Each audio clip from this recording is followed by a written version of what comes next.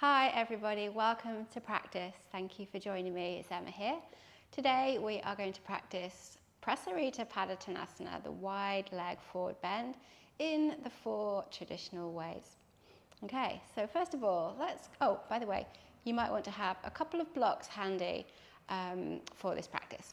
Let's come over and get into a kneeling position. We're going to start in cat and cow. So, wrists under shoulders, knees under hips, long spine to begin, navel up, and then when you're ready, inhale, belly down, tailbone up, gently lifting the chest and the heart center forward, and then breathing out, tailbone under, round through the spine, push in between the shoulders, chin to chest. Inhale, drop down, and exhale to round. So we'll do 4 more. Although if you're breathing really slowly, and that's fine, you might do fewer. Going with your own breath is the important thing. And just slowly allowing the spine to move between the flexion and extension.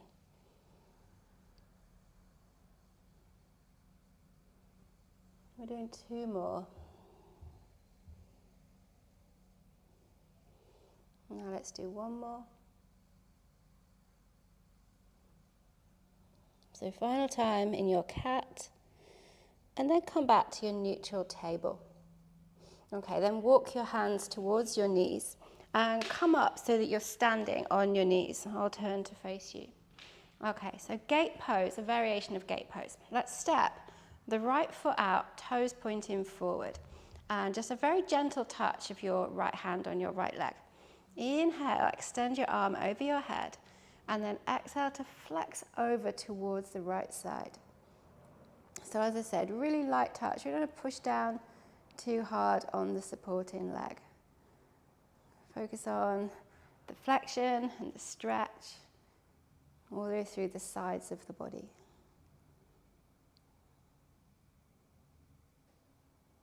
Good. Now let's breathe in and come back to your high kneeling position. Left foot out. Inhale your right arm over. Exhale it over. Slide your fingertips, just light touch down your left leg. Flex, stretch.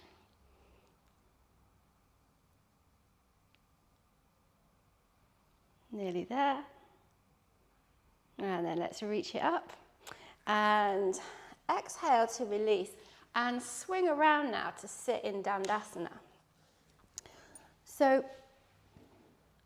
this class, with it being about Prasarita Padottanasana, the wide leg forward bend, I just want us to talk and think about the actions that we're looking for in a forward bend. And Dandasana is a good place to start with that, even though it's a seated pose and we're working to a standing pose. So in Dandasana, just take a moment to just rock out, to feel a better connection to your sit bones and the mat. If you feel like you're rounding through your hips and into the lower back, you may well want to sit on a blanket, rolled up a few times, or maybe on a low block, just to try, onto the edge of the low block, just to try and help you to tip forward from the hips. Okay, so once you've adjusted your hips, the next thing to think about is sending the heels away from the hips. So we want to try and create space there between the heels and the hips. Toes pointing straight up, legs engaged, and then we'll bring the hands at the side of the hips, fingers forward, and then lengthen the crown of the head away from the tail so that we have length all the way through the upper body and length all the way through the lower body. So like pretty much all of our work in yoga, we're looking for space and length, aren't we, in the body? So have yourself a gentle gaze between your toes, and we'll stay for another 4 good breaths. Dandasana from the outside might look easy, but we know that on the inside, it really isn't easy. Another 2.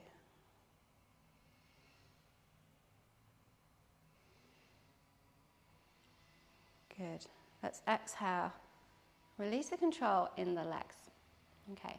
We need to bring your legs now into the wide angle shape. So nice and wide. And once again, just remove a little bit of extra padding out of the sit bones. Toes pointing up, hands about shoulder width apart.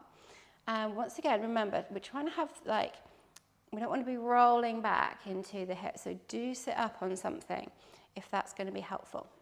All right, let's take a quarter turn to the right. One hand either side of your right thigh. Inhale and lift. And then exhale from your right hip. Just allow yourself to fold towards your right leg. And with this left leg, don't worry if the bum is lifting up, that's fine. And also don't worry too much if it's rolling inward. Just allow that to happen and focus on this fold here over the right leg.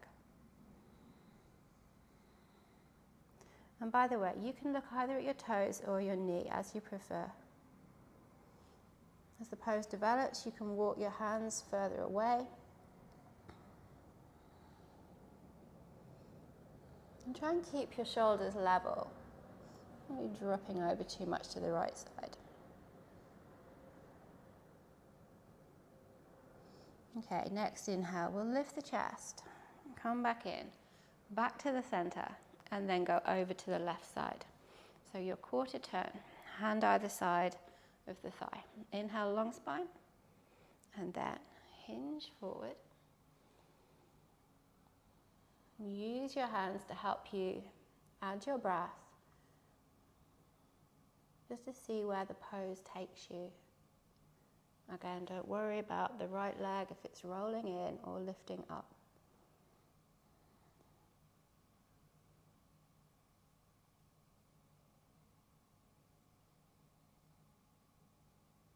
Now, lift the chest, walk your hands slowly in, coming back to the center.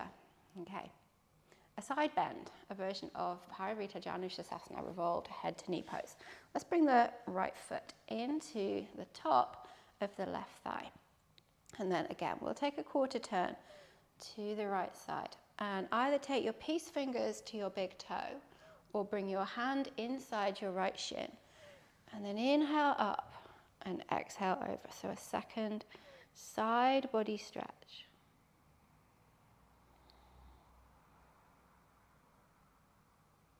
Now with your gaze in this pose, you could either look out towards your left foot, that's quite neutral, or you can turn your head and gaze up beyond your elbow, right elbow.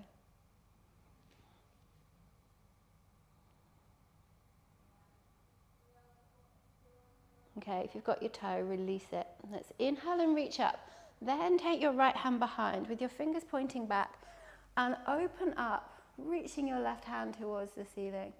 So focus on opening across the front of the body. Anything going on with your wrists, stay exactly where you are. If you want to, push up so your hips lift into an arm balance. Have a couple of steady breaths. And then release the hips down. Bring yourself back, extend the right leg out, and let's change. Slide in your left heel towards the groin. Take your quarter turn to the left. Reach for either your toe, where is it, or your hand inside. Inhale, reach up, and exhale, left arm comes over. Remember your gaze point, neutral, over to the toe, lifting up as you wish.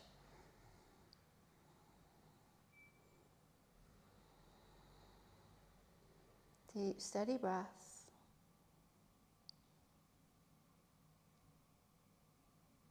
And then if you've got the toe, release it. Inhale, reach up and behind with your left hand, fingers point back. And then reach up and reach high with your right hand, open across the front of the body. All right, so either stay here, or if you want the arm balance, push down and lift up. Send the energy away from the floor, reach as high as you can. Keep lifting your hips up. And then exhale, pop the hips down. Coming back up, and let's release. We'll go to wide angle, back to where we started, and then support under the knees and slide the feet together. Okay, now we're going to come down to lie on our back. So come on in and find constructive rest first of all. So the knees bent, feet on the mat, arms at the side. So just get used to being on your mat, on your back. And then pull your right knee to either the chest or outside the ribs. And straighten carefully your left leg with your toes of both feet actually pointing up. Relax your shoulders. Gently allow the navel to draw in towards the spine. You might want to give your foot a little rotation. A couple of times each direction. Okay, so this is our half Padottanasana pose. We're going to move it into half happy baby. So just release the grip on the knee. Take the right knee out to the side. And then open the knee joint so the sole of the foot faces up. And then you can either hold, maybe with both hands, behind the right thigh, or you could reach up and hold the foot from the inside. That's harder. You might be able to see the effect that's had on my own hips. So I think today I'm going to stay here, behind the thigh. If you're a regular practitioner, you might notice that your experience of half happy baby is quite different to your experience of full happy baby. In my body, half happy baby certainly feels harder. Okay, now carefully release whatever connections you have and gently draw both knees to the chest and have a little sway, maybe a little circle, a little movement. We'll do those two on the other side. So let's send the right foot down. Hug the left knee to the body or outside. And then straighten your right leg.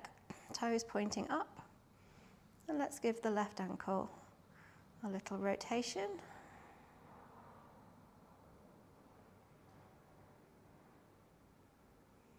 A few more times. Good. Squeeze the knee in. Okay, let's loosen the grip. Take the knee outside the hips, outside the ribs, and then open your knee joint, sole of the left foot to the ceiling. Either use your left hand and maybe your right hand as well behind the thigh, or reach inside your foot to grab the foot itself.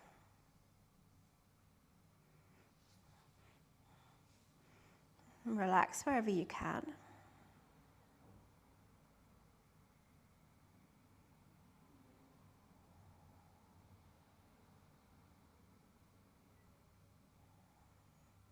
Let's stay for another 3 breaths.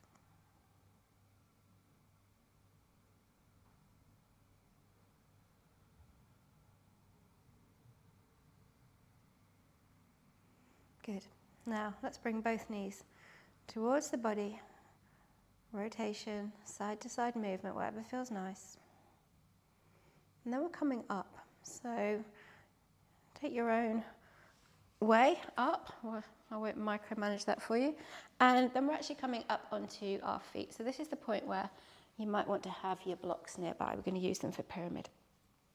Okay, so from the center of the mat, take your feet to about 3 feet wide, about 1 meter approximately, for triangle pose. All right, so let's bring the arms up, shoulder height, and turn the palms forward. Turn your right foot to the short edge of the mat, and then just send your left heel slightly back. Okay, keeping the legs straight, we'll reach forward from the right hip. Reach as far as you can, and then drop your right arm down. Open your shoulders, reach your left arm high. Now, optionally look up at your left hand, or gaze straight ahead, long spine, or look down. Choose a gaze point, and stay for another 3 good breaths.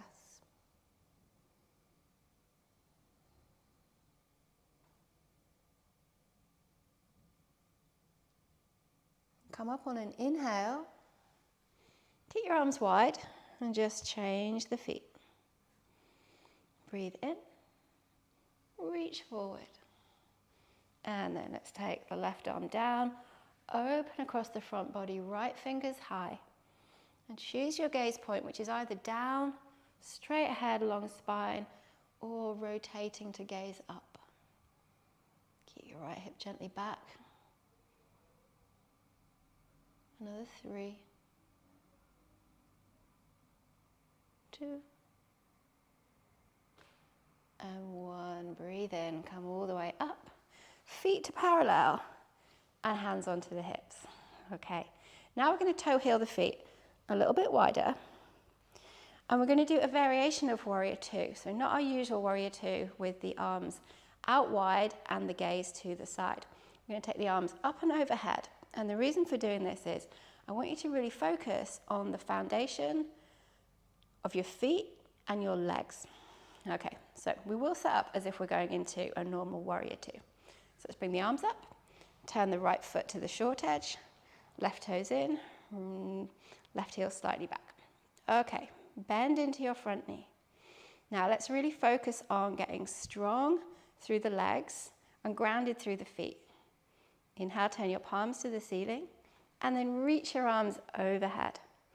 Okay, now focus in on the legs. Squeeze your thighs.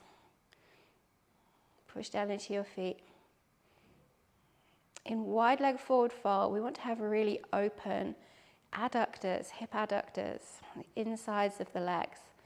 So maybe if you're really engaging into your legs, you can feel those muscles working pretty hard right now.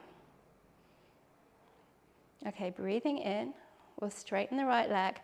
Exhale your arms out wide and then to your hips, feet to parallel.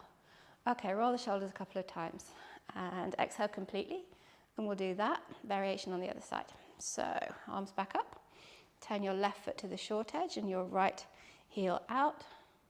When you're ready, bend into your left knee. Okay, so once again, solid foundation, spread out the toes, push the feet down. Engage the legs, inhale, flip your palms and reach up, arms overhead. So the legs stay exactly as they were.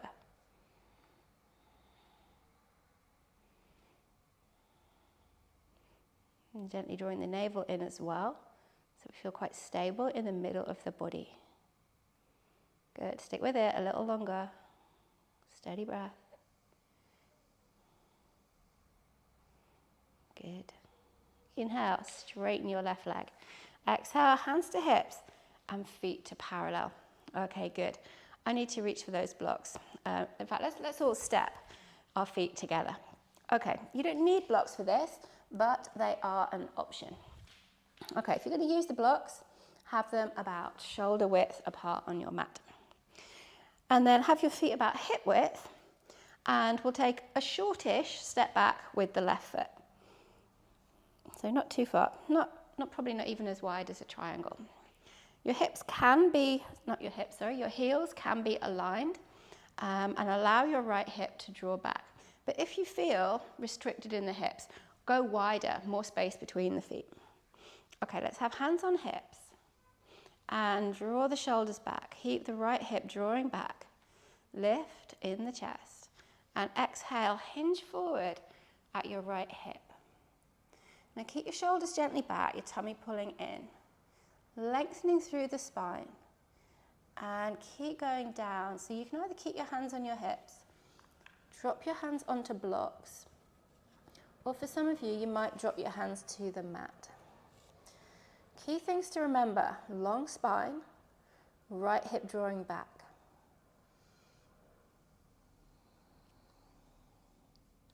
Wherever you are, stay for another 3 breaths. Remember, in this pose, you can look at your toes or you can curl and look at your knee.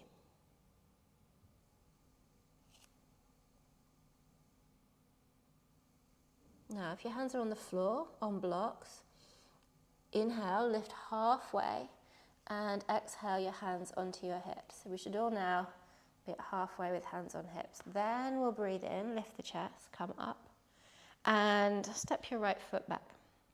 Good. Step your left foot forward, right heel in, set up for pyramid on the other side. So pulling your left hip back, hands to hips, open through the shoulders, lift the chest. Hinge forward from your left hip now. Long spine as you come down. Keep the left hip drawing back. Doesn't matter how far down you go. Maybe stay at halfway, maybe hands to bricks or to the mat.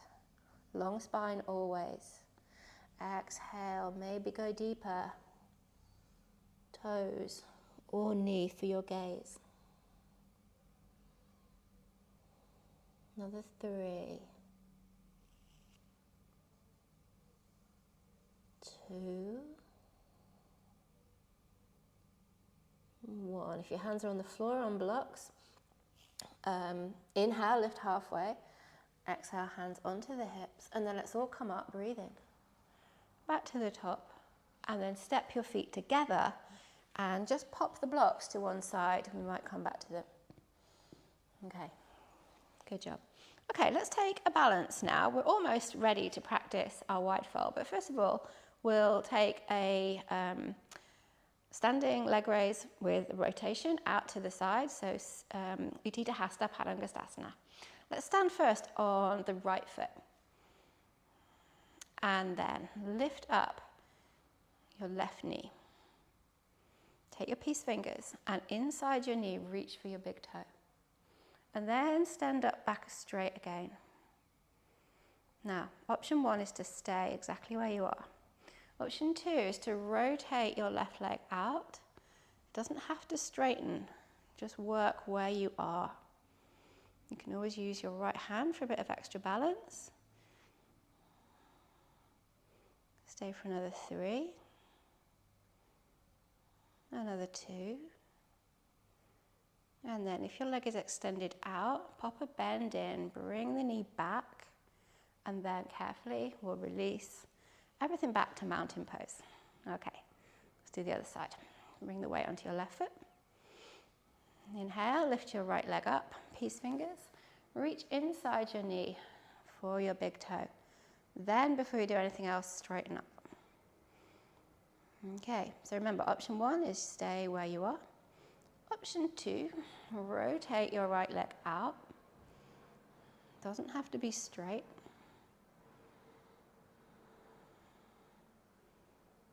Maybe use your left hand for balance.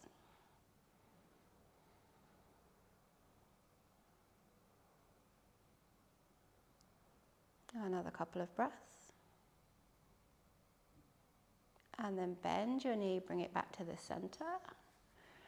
And exhale, mountain pose. Good. Okay, now we're ready to practice the 4 versions of wide fold. So I want you to step or jump your feet nice and wide. So the width is at least as wide as Warrior 2. Okay, so Warrior 2 or a bit wider. Feet are different to Warrior 2. Feet are either parallel or toes slightly in, heels slightly out. What we just don't want to have in the wide fold is our Charlie Chaplin feet, okay? So either parallel, I don't want to labour the point, or heels slightly out. Okay, so we'll do version A first, and this is the one that I probably teach more than any other. Let's start with the hands on the hips. Pull the shoulders back and start to take your gaze up. You're going to get ready to tip your hips forward, breathing in. As you breathe out, tip from the hips and come down to halfway with a long spine. So sending your tail away from the crown of the head. So think about Dandasana. And when you get to halfway, your shoulders are still back, and maybe bring your hands to the mat. Now at this point, you could use the blocks if the hands don't reach the mat. Take another halfway lift, lengthen through the back, hollow out the pelvis, pull the navel up, and then see if you can fold down a bit more. At this point, if your elbows feel like they're flying out, draw them in so they're level with the wrists and the shoulders. And you can continue to draw the crown of the head down towards the mat and maybe walk the hands back so the heels of the hands line up with the heels of the feet. Bring the weight forward into the front of your feet. And then to come out, hands back under the shoulders, inhale, halfway lift. Exhale the hands to the hips. shoulders back, lift the chest, and inhale to come all the way back up to the top. Okay, so that was version A. Version B, in some ways, is a little harder because we don't have the hands supporting us on the mat. We're going to keep the hands on the hips. So, once again, open the chest, shoulders back, navel in. Inhale, lift the gaze. And then exhale, tip the hips forward. Keep coming down with a long spine. And with this version, you can stop whatever you like and move to steady breaths. Otherwise, keep going. Now, remember, keep tipping forward from the hips. The spine is long. The gaze travels back. Keep challenging your weight distribution out of the heels towards the front of the feet. You'll find it more intense in the back of the legs. Soften the knees though if you do need to. All right, let's come up. Push down, chest lifts. Inhale all the way back to the top. And exhale completely at the top. Okay, third version, variation C. Hands are going to come behind the back and interlace. So interlace the fingers behind the back. So over the years, so when I was taught this originally, it was to have my hands together in a really close bind. Over the years, I've slackened up on that, and I wonder whether I should get back into being strict about it again. I don't know. However, find an interlace behind your back, whatever that looks like. Open up your front body. Breathe in and lift the chest. And breathe out to hinge forward. So lead with your chest as you come down. Maybe allow your hands to leave the sacrum and start to travel up. And for some of you, maybe over. Once again, keep the weight forward. I know that does feel a little scary to bring the weight out of the heels. Gaze is back. Another couple of steady breaths. And then send your chest forward. Big inhale to come all the way to the top. Exhale, hands onto the hips. Have a little roll of the shoulders. Exhale. Good. Final variation, variation D. We'll take the peace fingers to the big toes. All right. So let's start with hands on the hips, shoulders back. Breathe in. Tip forward at the hips. Long spine. And then when you get to halfway, take your peace fingers and loop them from the inside, so between your big toe and your first toe. And close off the bind with your thumb. Inhale, halfway lift. Pull in at the pelvis. And exhale, hinge forward. So once again, your gaze is going back. You want to lengthen through your spine. You may want to put some gentle pressure pulling up on the toes and create space between your elbows. No, not your elbows. Your shoulders and your ears. Stay for another 3. Another 2. And final breath. Okay, release the toes, hands under the shoulders, inhale halfway. Hands to hips, exhale, and then inhale. Come all the way up and back to the top. Great. Now, either step or jump your feet back together. I'm not jumping. Okay, good. And then we'll come down to kneel on the mat. And in fact, give yourself a bit of space in front of you. Okay, good job. Let's take a child's pose. Take your knees to the edges of the mat, perhaps. And then either walk to your forearms and just let your gaze drop. Or maybe take your arms out in front of you and sink down.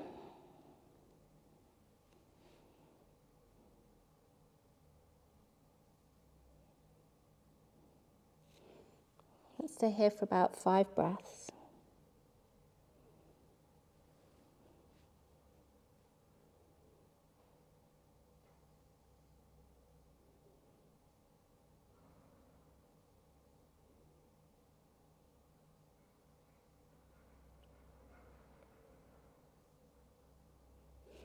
And then lift your head and walk your hands back in and come up to a table. Okay, puppy pose. So keep your hips over your knees and walk your hands away. And then either drop your forehead to the mat or your forearms, or drop your chest and gaze to your fingertips.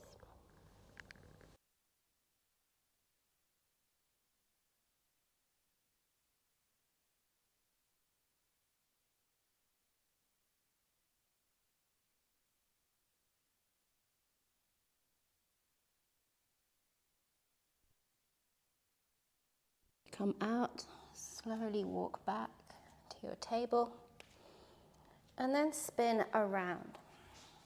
Now, my suggestion at this point would be that you come onto your back into constructive rest and maybe allow the spine to be still and neutral, or there may still be some movement that you want to do, maybe some gentle windscreen wipers or pulling one or both knees towards the chest. When you've done that, have a little rest. Find yourself a comfortable position in either Shavasana or maybe back in constructive rest, and just let the benefits of this short practice settle in the body. I hope you enjoyed this class. I look forward to seeing you again on the next video. I'm Shanti Yogis.